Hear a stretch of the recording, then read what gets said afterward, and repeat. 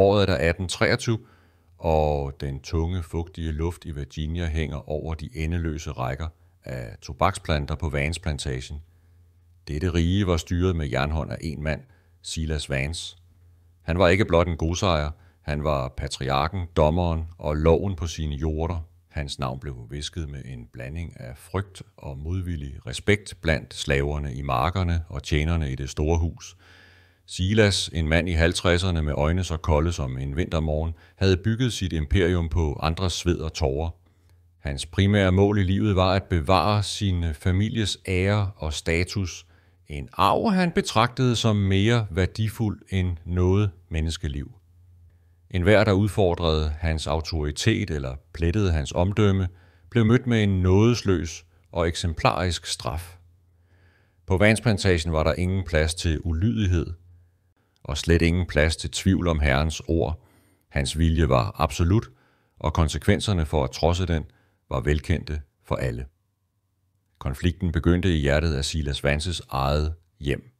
Hans unge datter, den 19-årige Elara, kom til ham med en forfærdelig anklage. Hun hævdede, at hendes nye stedmor, Silas' unge og smukke kone, i al hemmelighed forgiftede ham langsomt for at sikre sig hans formue.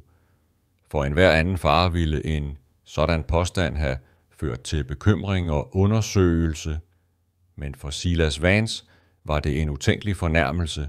Han så ikke en bekymret datter, men en forræder. I hans øjne var anklagen et udslag af barnlig jalousi, et ondsindet forsøg på at ødelægge det perfekte billede af den lykkelige familie, han havde skabt. At betvivle hans hustru var det samme som at betvivle hans dømmekraft, og for en mand som Silas var det en utilgivelig synd. Hans vrede var ikke højlydt og eksplosiv, men kold og kalkuleret. Han besluttede, at Elaras forræderi krævede en straf så grusom, at ingen nogensinde igen ville våge at udfordre hans ord. Silas Vances hævn var ikke hurtig eller barmhjertig. Den var designet til at knuse sjælen. Han samlede hele husstanden foran det store palæ, fra kokkepigerne til de mest hærdede markarbejdere. Der, foran alles øjne, fordømte han sin egen datter. Elara blev frataget sine fine kjoler og sit navn.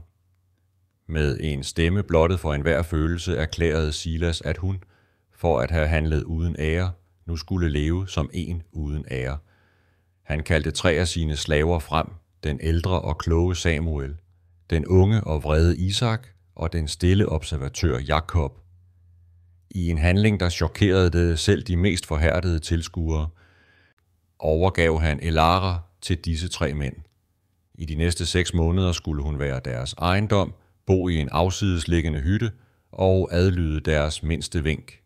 Målet var klart at nedbryde hendes stolthed, knække hendes ånd og bruge hendes ydmygelse som en evig advarsel til alle, der levede under hans herredømme. Hvis denne historie allerede har fanget din opmærksomhed, så glem ikke at abonnere på kanalen, give videoen et like og efterlade en kommentar nedenfor om, hvad du tror, der vil ske. Din støtte hjælper os med at bringe flere stærke fortællinger som denne til live. For Elara Vance var livet på plantagen en gylden fængsel. Opdraget i skyggen af sin dominerende far, var hun blevet formet til at være stille, yndefuld og lydig.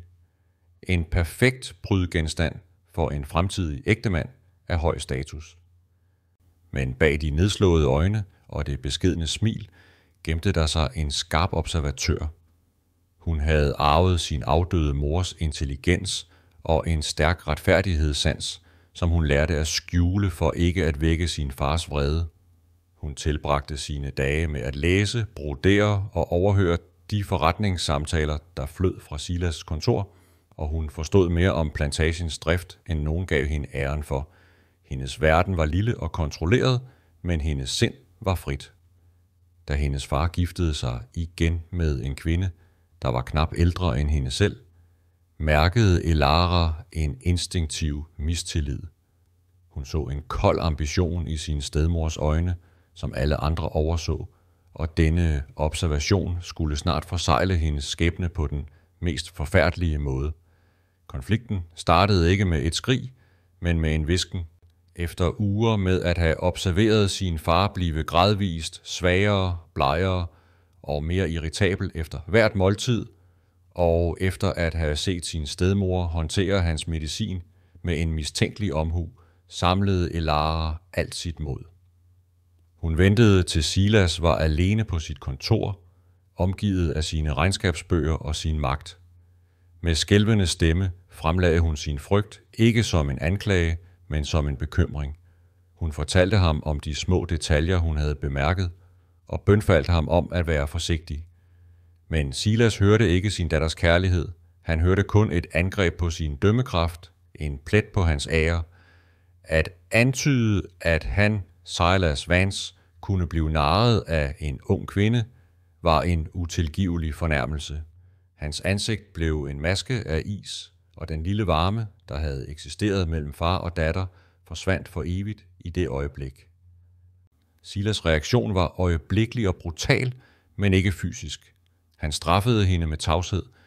I de følgende dage blev Elara en fange i sit eget hjem. Hun blev forbudt at spise ved familiens bord og blev ignoreret af sin far, som om hun var usynlig. Hendes stedmor sendte hende små, triumferende smil, når ingen så det. Huset, der engang havde været hendes trygge ramme, blev til et ekkokammer af hendes egen fortvivlelse. Elara forstod, at hendes fars vrede var som en ulmende brand, der ventede på det rette øjeblik til at eksplodere. Hun lå vågen om natten og lyttede til de dæmpede lyde fra huset, mens hun spekulerede på, hvilken skæbne der ventede hende. Hendes forsøg på at beskytte sin far havde slået fejl på den mest katastrofale måde, og nu var hun fuldstændig overladt til hans nåde. Eller mangel på samme. Indignationen og uretfærdigheden brændte i hende, men hun var magtesløs. Hvis du føler med Elara i denne svære stund, så vis din støtte ved at give et like og kommentere, hvad du tror, der bør ske med hendes far. Den dag straffen blev eksekveret, blev hele plantagen kaldt sammen. Silas Vance stod på verandaen til det store hus, rank og urokkelig, med sin unge kone ved sin side. Elara blev ført frem af 2 opsynsmænd, klædt i en simpel kjole, frataget alle sine smykker og sin værdighed. Hun så ud over mængden af ansigter, slavernes udtryksløse miner, der skjulte en blanding af frygt og måske en smule medlidenhed. Med en stemme, der skar gennem den tunge middagshede, erklærede Silas sin datters forræderi. Han talte ikke om gift, men om løgne, jalousi og et ondsindet forsøg på at ødelægge hans families ære. Han fordømte hende offentligt og fratog hende Vance-navnet. Ydmygelsen var total. Elara stod med bøjet hoved, men indeni voksede en ny følelse frem ved siden af frygten. Et koldt, hårdt had.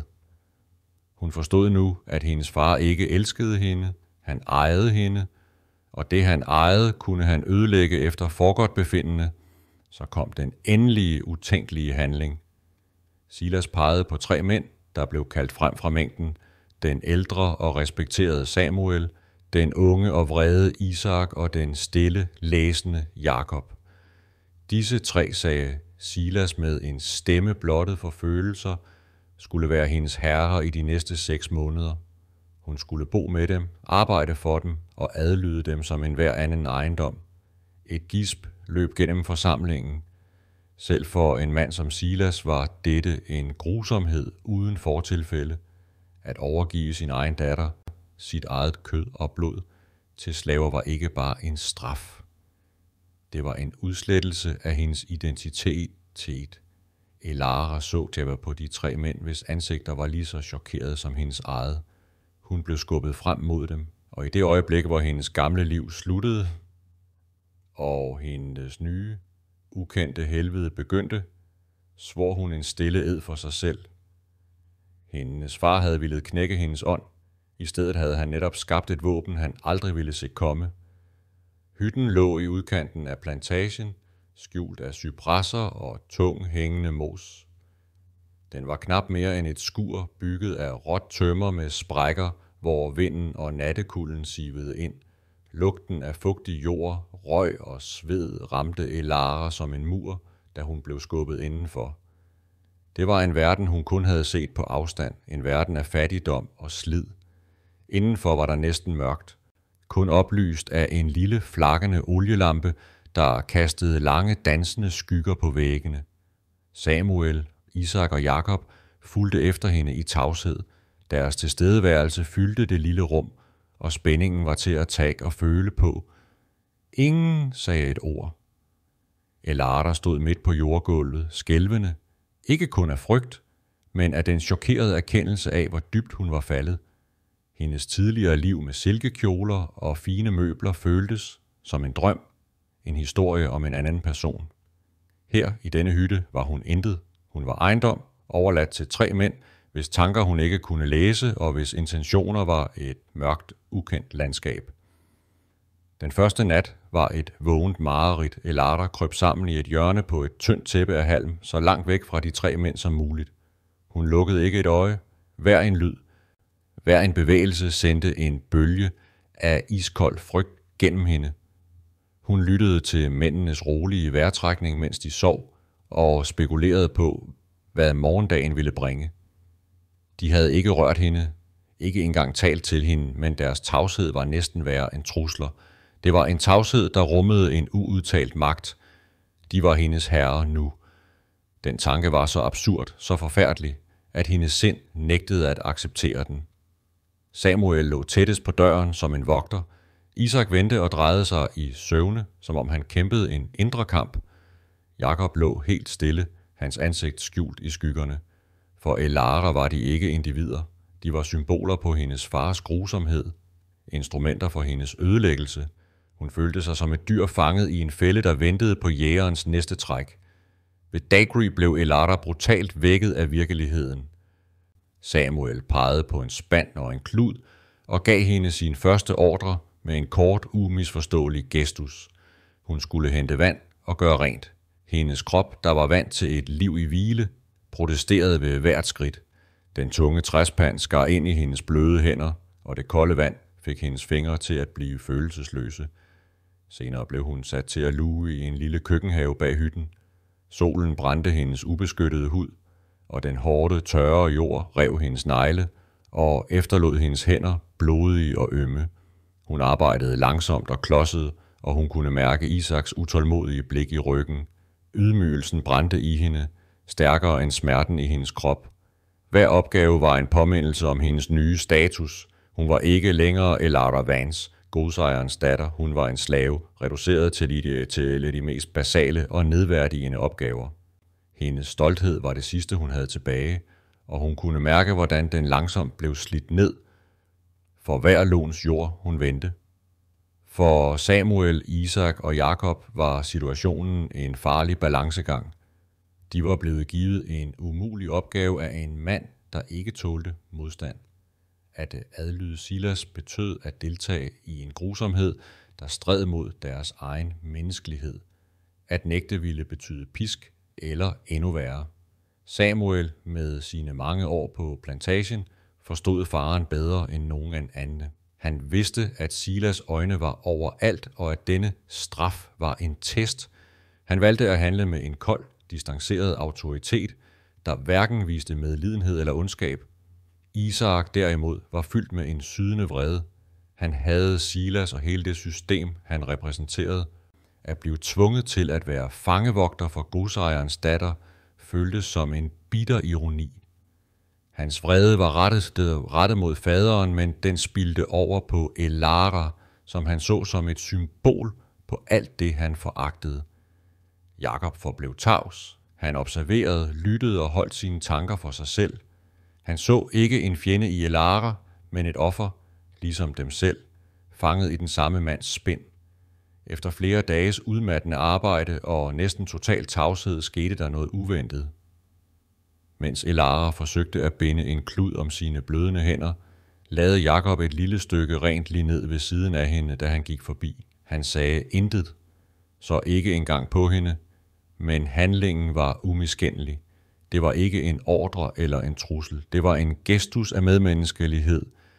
Den første, hun havde oplevet, siden hendes verden faldt sammen. Senere samme aften Da de spiste deres simple måltid bestående af majsbrød og bønner, skubbede Samuel en ekstra portion over til hende uden et ord.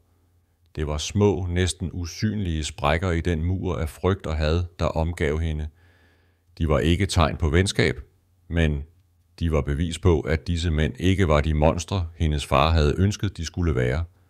De var mennesker, der var fanget i en umulig situation, og som på deres egen tavse måde anerkendte hendes lidelse. For Elara, der var det som et lille lys i et uendeligt mørke.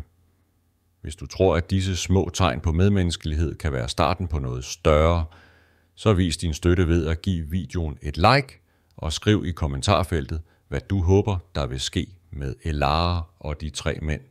Men disse små glimt af håb blev hurtigt slukket af den barske virkelighed havde.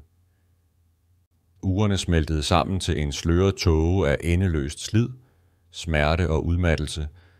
Hendes krop var konstant øm, og sulten gnavede i hende. Den mentale belastning var endnu værre. Hun var fuldstændig isoleret. En paria. De andre slaver, hun mødte i nærheden af markerne, undgik hendes blik.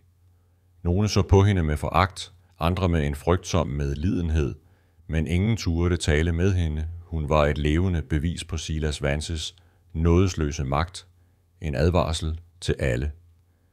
En dag, mens hun bar tunge spande med vand tilbage til hytten, svigtede hendes kræfter. Hendes ben gav efter, og hun faldt om på den støvede sti, hvor hun blev liggende, ude af stand til at rejse sig. Hun lukkede øjnene og overgav sig til mørket. I det øjeblik følte hun, at hendes far havde vundet. Han havde ikke bare knækket hendes krop, han havde knust hendes ånd. Håbløsheden var total, der var ingen vej ud, ingen redning. Dette var hendes liv nu, og hun havde ingen styrke tilbage til at kæmpe. Elara lå bevidstløs på jorden, da Isak fandt hende. For første gang så han ikke et symbol på undertrykkelse, men en ung kvinde, der var på randen af døden. Uden at tøve løftede han hende op og bar hende tilbage til hytten. Han lagde hende forsigtigt på halmlejet, hans bevægelser overraskende blide. Samuel og Jakob kom til, og for første gang blev den tunge tavshed mellem dem brudt. De stod og så ned på den blege, livløse skikkelse. De så ikke længere godsejerens datter. De så et offer for den samme brutale mand, der ejede dem alle. I det øjeblik forstod de, at Silas Vances grusomhed havde bundet deres skæbner sammen på en måde. Ingen af dem havde forudset, de stod over for et valg. De kunne lade hende gå til grunde og dermed opfylde deres herres ønske, eller de kunne trodse ham og risikere alt. Samuel mødte Isaks blik, og derefter Jakobs. Der blev ikke sagt et ord, men en stiltiende aftale blev indgået i det lille, mørke rum. Spørgsmålet var ikke længere, hvordan de skulle udføre Silas' straf, men hvordan de skulle overleve den sammen. Da Elara langsomt vendte tilbage til bevidstheden, var det ikke til den velkendte lugt af poleret træ og lavendel, men til den jordnære duft af røg og urter. Hun lå på det ru halmleje, men en fugtig klud var lagt på hendes pande, og en træskål med lunkent vand stod ved hendes side. Samuel, Isak og Jakob plejede hende i tavshed. De skiftedes til at holde vagt, mens hun sov, og sørgede for, at hun fik den smule mad og vand, de kunne undvære. Det var en tavs, farlig handling af trods. De var blevet beordret til at knække hende, men i hendes sammenbrud så de et spejlbillede af deres egen lidelse. At redde hende var ikke en handling af medlidenhed. Det var det første spæde skridt i en fælles opstand mod den mand, der ejede dem alle. De vidste, at hvis en opsynsmand fandt ud af dette, ville pisken ramme dem alle. Men i det lille mørke rum havde de truffet en beslutning. Silas Vances grusomhed ville ikke gøre dem til monstre. De første dage var en tåge af feber og forvirring for Elara.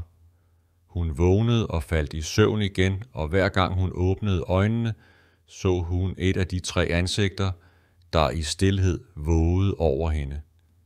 Frygten, der havde været hendes konstante følgesvend, begyndte at fortage sig og blev erstattet af en dyb forundring. Disse mænd, som hendes far havde udpeget til at være hendes bødler, behandlede hende med en forsigtig omsorg, hun ikke havde oplevet, siden hendes mor døde. Da hun endelig var stærk nok til at sidde op, bemærkede hun en forandring i hyttens dynamik. De hårde, tavse ordre var forsvundet. I stedet blev en skål med suppe rakt til hende uden et ord. De var ikke længere hendes herre, og hun var ikke længere blot deres ejendom. De var 4 mennesker fanget i den samme fælde, bundet sammen af en fælles fjendes had. Denne erkendelse plantede et lille frø af håb i den ellers golde jord af hendes fortvivlelse.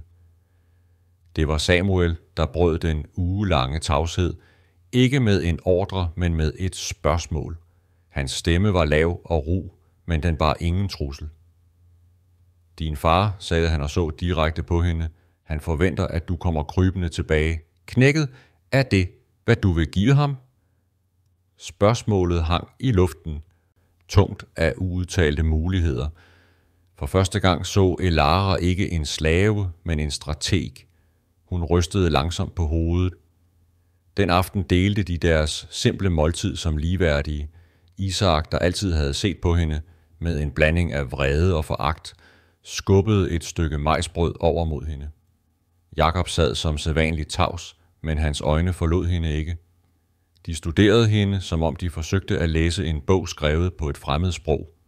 I den lille hytte, langt fra det store huse Pragt, blev en usynlig pagt indgået. De var ikke venner, ikke endnu, men de var allierede, forenet i en tavs forståelse af, at deres eneste chance for overlevelse lå i at stole på hinanden. En aften, mens de sad omkring det lille ildsted, tog Elara en chance. Hendes stemme var knap en hvisken, men alle 3 mænd lænede sig frem for at høre. Jeg hørte min far tale med en købmand fra Charleston, begyndte hun, om en sending tobak, der skulle sejles nordpå uden om de officielle toldsteder. De kaldte det natteruten. Hun holdt en pause og så på deres ansigter. Samuel nikkede langsomt, hans øjne smalle af koncentration. Isaks knoer blev hvide, da han knyttede næverne. Jakob forblev ubevægelig, men et nyt lys var tændt i hans blik. Elara fortsatte og delte små bidder af de samtaler, hun havde overhørt gennem årene. Navne på forretningspartnere, antydninger om skjult gæld og rygter om ulovlige handler. Hun havde altid lyttet, fordi hun kedede sig, men nu forstod hun, at hendes viden var et våben. Hun havde ikke styrken til at svinge et sværd, men hun kunne levere den gift, der langsomt ville lamme hendes fars imperium indefra.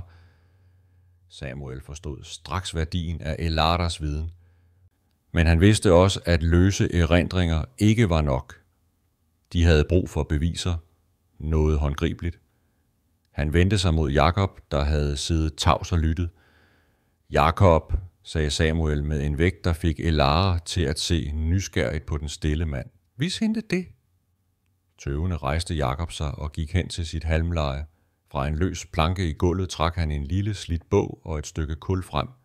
Med en pind glattede han jorden foran Elara og begyndte langsomt og omhyggeligt at skrive sin fars navn.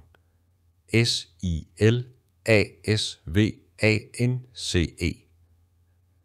Elaras øjne blev store af chok. En slave, der kunne læse og skrive, var en dødsdom, hvis det blev opdaget. Men her, i denne hytte, var det deres største styrke. Jakob havde i al hemmelighed lært sig selv kunsten ved at studere kasserede aviser og bibelsider. Nu var hans farlige hemmelighed blevet nøglen til deres fælles hævn. Nætterne i hytten fik en ny betydning. De var ikke længere blot en pause fra dagens slid, men timer fyldt med hemmelig aktivitet og farlig planlægning. Ved skæret fra en enkelt flakkende olielampe, der kastede lange skygger på væggene, dikterede Elara alt, hvad hun kunne huske. Hun talte lavmælt om datoer, beløb, smuglerruter og de navne, hendes far havde nævnt i fortrolighed. Jakob, med en koncentration så intens, at det lignede bøn, skrev det hele ned i sin hemmelige bog. Hvert ord, han nedfældede med sit stykke kul, var en mursten i det fængsel, de byggede til Silasvance. Samuel stod vagt ved døren og lyttede efter lyden af opsynsmændenes patruljer, mens Isak holdt ilden i live, hans ansigt en maske af sammenbidt beslutsomhed. De arbejdede i en anspændt stilhed. kun afbrudt af Elaras hvisken og lyden af kul mod papir. De skabte et hemmeligt regnskab, et dossier over en mands synder, der ville blive hans endelige dom, mens Jakob og Elara, der byggede arkivet over Silas forbrydelser, aktiverede Samuel sit eget usynlige netværk. Gennem årtier havde han opbygget en position af stille autoritet blandt de andre slaver. Han var den, man kom til med problemer, den, der kendte til urtemedicin, og den, der kunne læse vejret. Nu brugte han denne tillid til at indsamle information.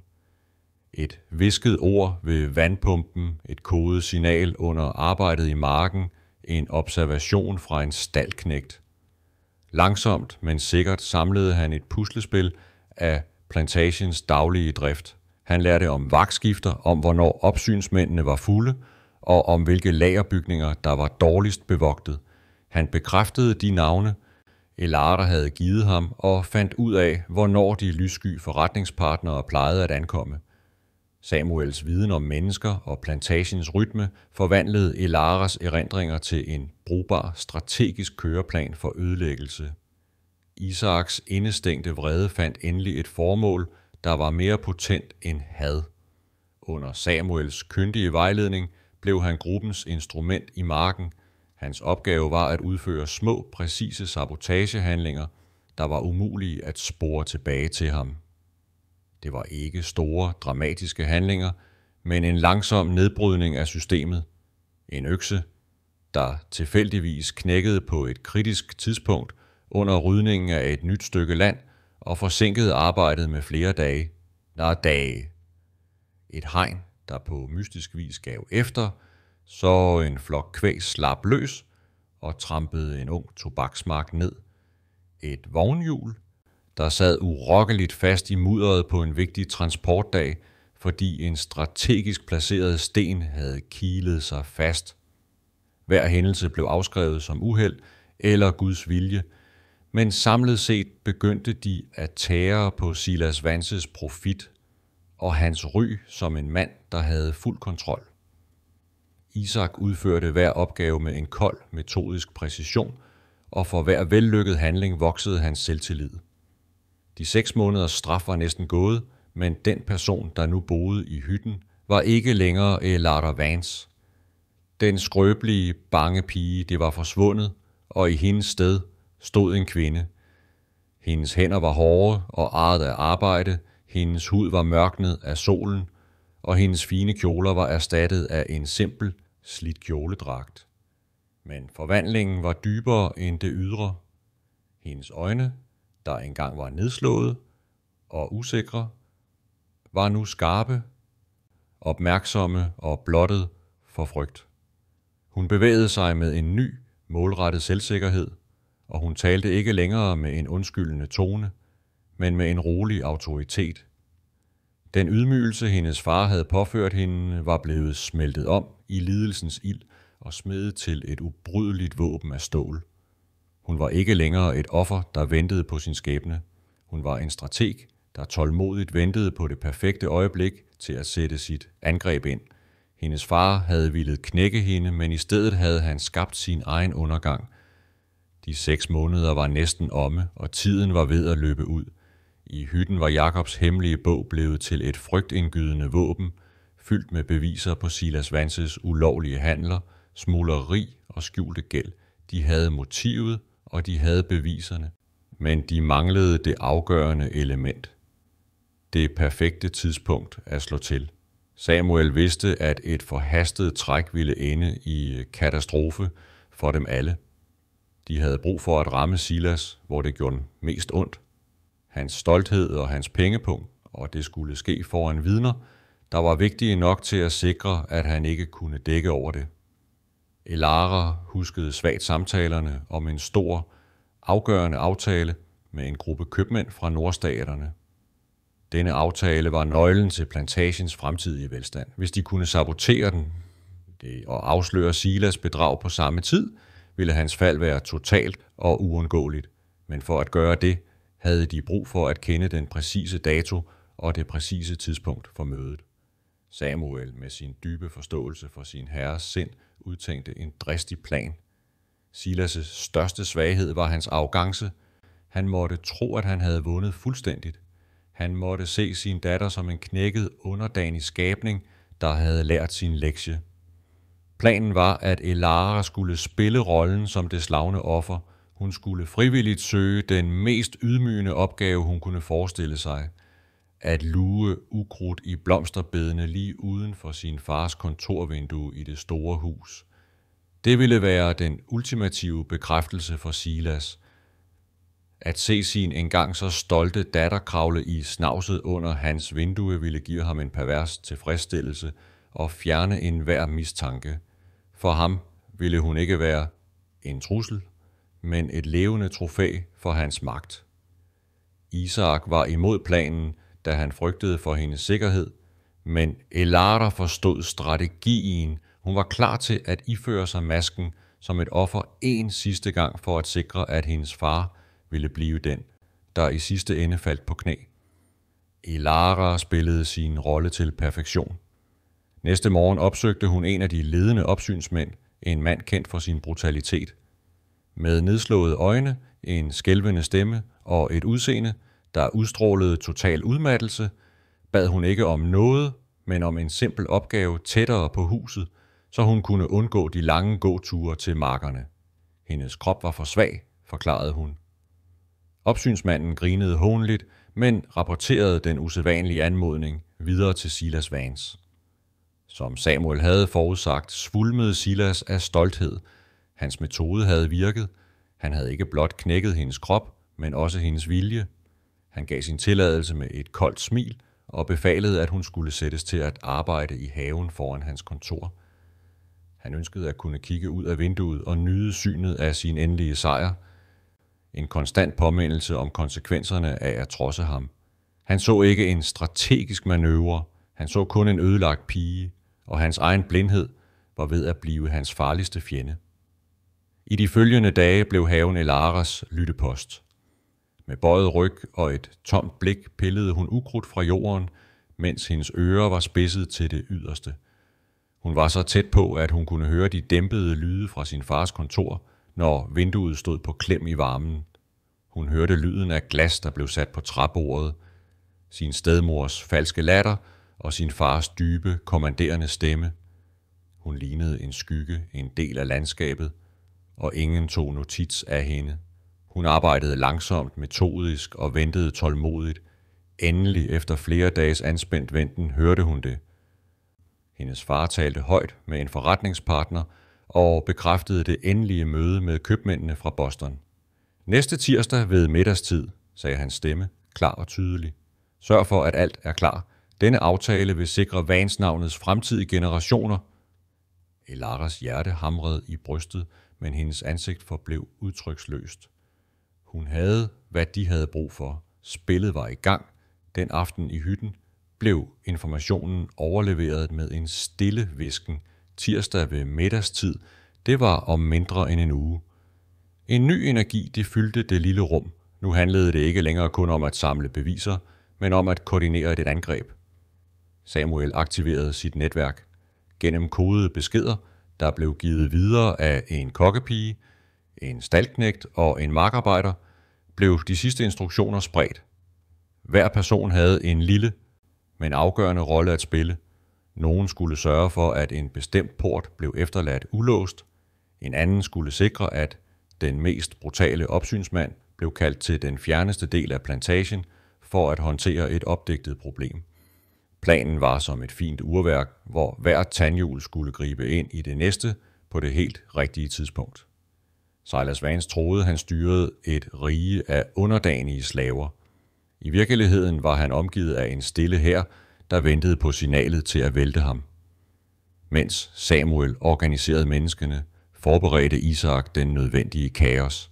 Hans mål var det store pakhus, hvor den fineste tobak, bestemt for købmændene fra nord, blev opbevaret. En brand, der ville ikke blot være en økonomisk katastrofe for Silas, men også den perfekte afledningsmanøvre. Det ville trække alle mænd, inklusive Silas selv, væk fra hovedbygningen og give Elara det tidsrum, hun havde brug for.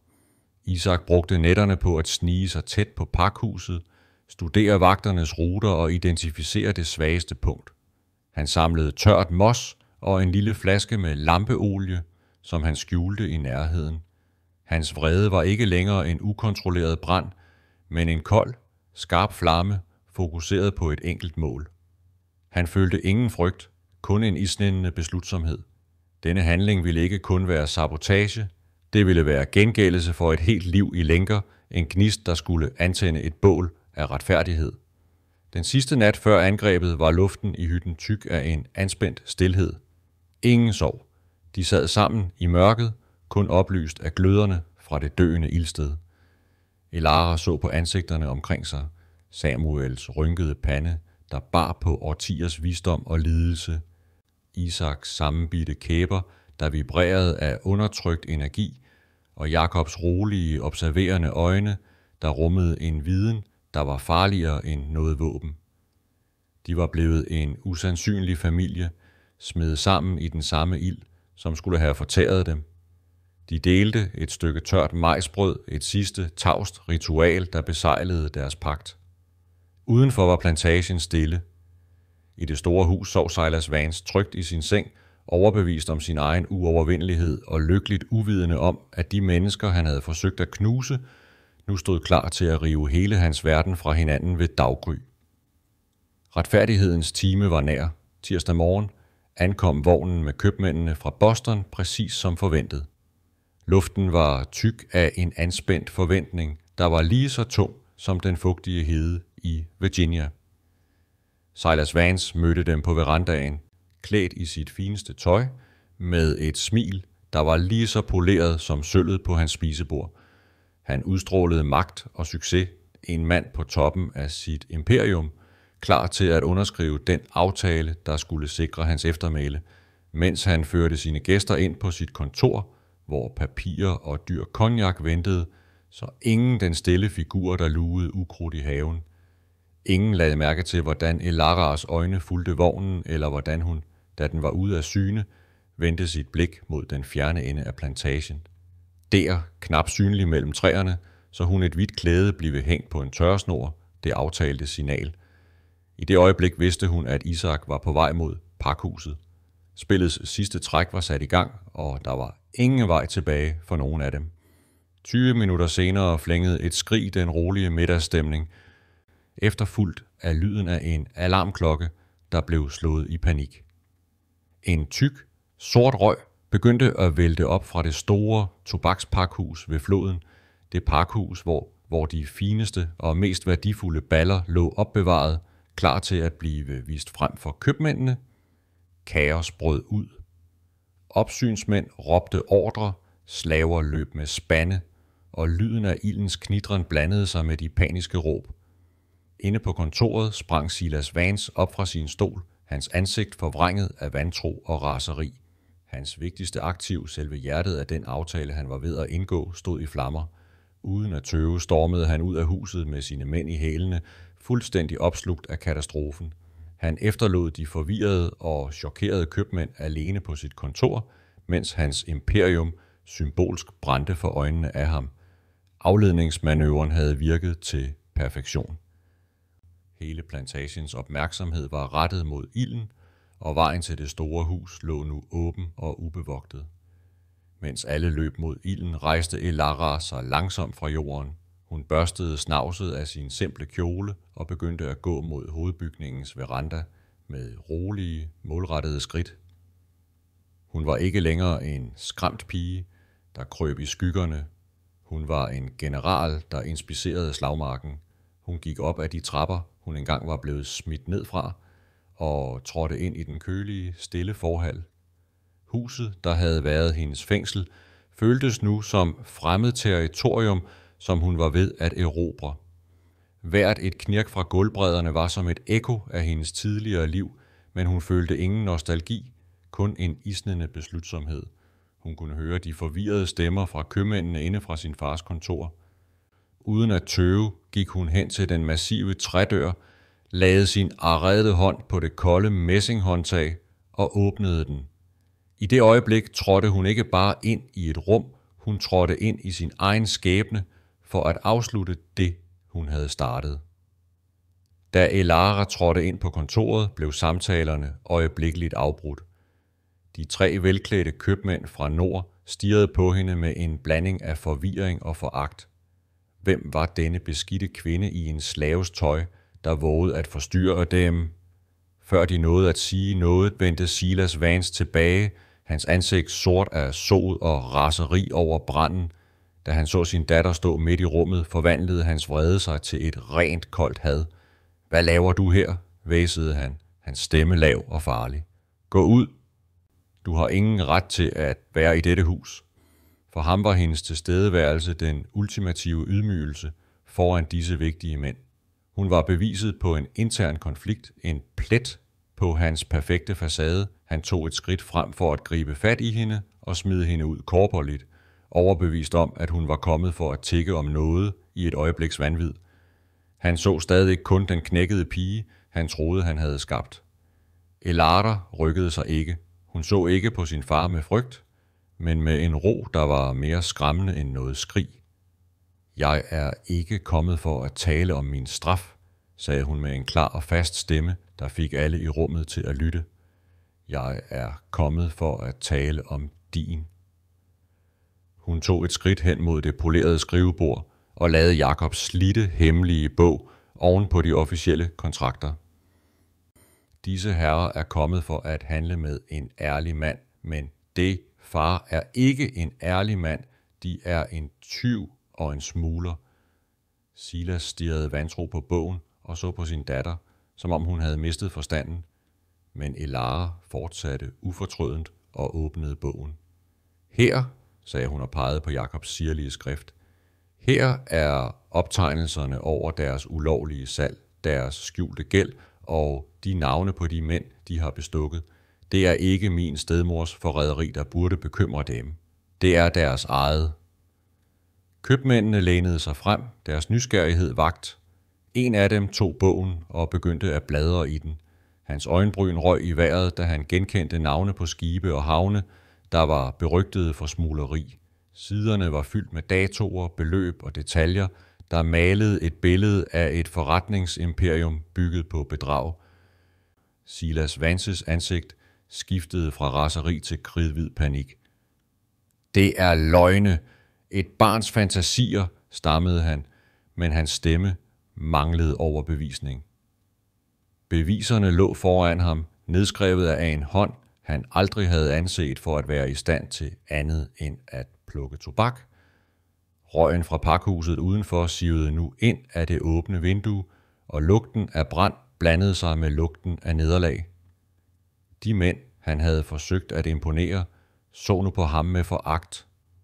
På få minutter var hans omhyggeligt opbyggede facade af ære og respekt smuldret til støv, afsløret af den datter, han havde forsøgt at udslette. Lige da Silas åbnede munden for at komme med endnu en desperat benægtelse, blev kontordøren åbnet igen. Men det var ikke en opsynsmand, der kom med en rapport om branden. Det var den lokale dommer, flankeret af 2 bevæbnede mænd. Dommeren så ikke på købmændene eller på Elara. Hans blik var låst fast på Silas Vance. I sin hånd der holdt han et bundt papirer, der var en nøjagtig kopi af Jakobs regnskabsbog. Silas Vance, sagde dommeren med en stemme, der ikke efterlod plads til diskussion. Jeg har modtaget foruroligende beviser vedrørende deres forretningsførelse. Efter de mange uheld på deres plantage i de seneste måneder, er jeg her for at foretage en grundig undersøgelse. Silas stirrede fra dommeren til sin datter, og for første gang forstod han det hele. Branden, hendes tilstedeværelse, dommerens ankomst. Det var ikke tilfældigheder, det var en perfekt orkestreret fælde. Han var blevet fanget i et net, vævet af de mennesker, han havde undertrykt og undervurderet mest. Hans fald var totalt, offentligt og uigenkaldeligt. Silas Vances fald var lige så hurtigt, som det var brutalt. Med dommerens ankomst og de uigendrivelige beviser i Jakobs bog, smuldrede hans imperium på få minutter. Han blev arresteret på sit eget kontor foran de mænd, han havde forsøgt at imponere, og ført bort i lænker, mens røgen fra hans brændende formue stadig hang tungt i luften.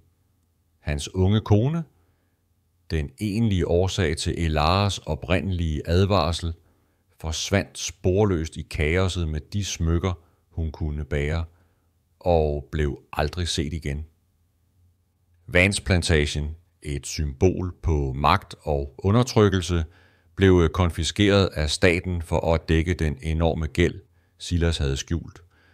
Jorden, bygningerne og, mest tragisk af alt, de mennesker, der var blevet betragtet som ejendom, blev sat på auktion.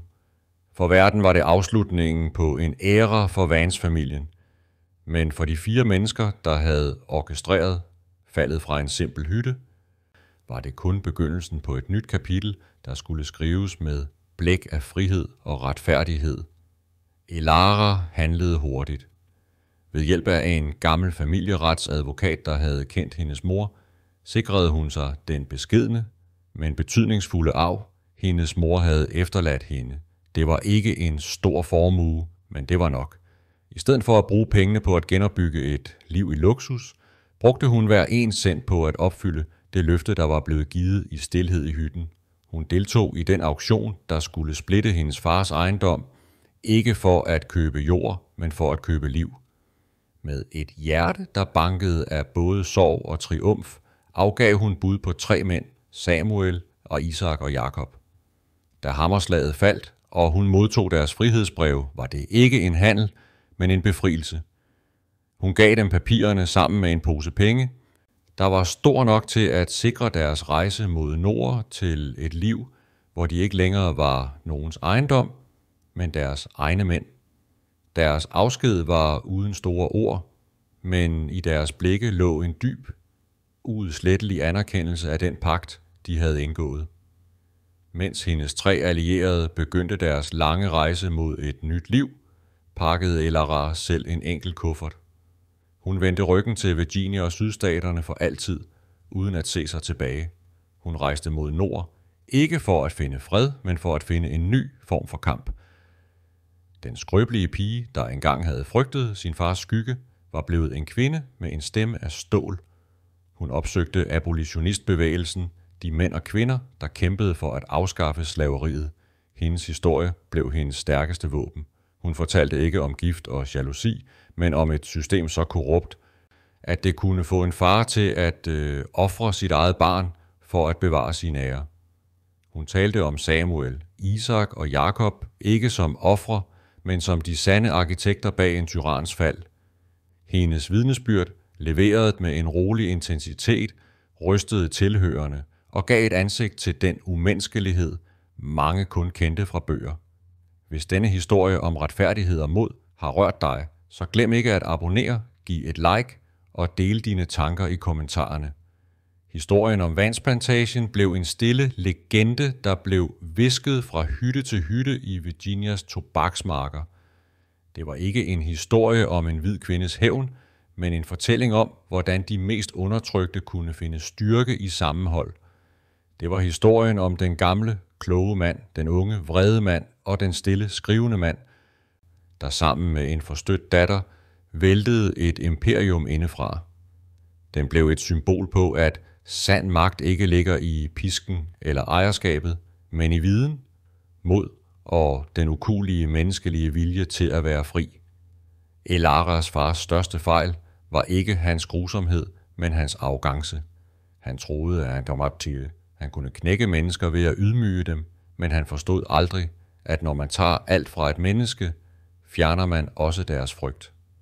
Den endelige lære, der blev båret videre i generationer, var klar. En tyran er kun stærk, så længe hans ofre tror på hans magt. I det øjeblik, de indser deres egen værdi, er hans fald allerede begyndt.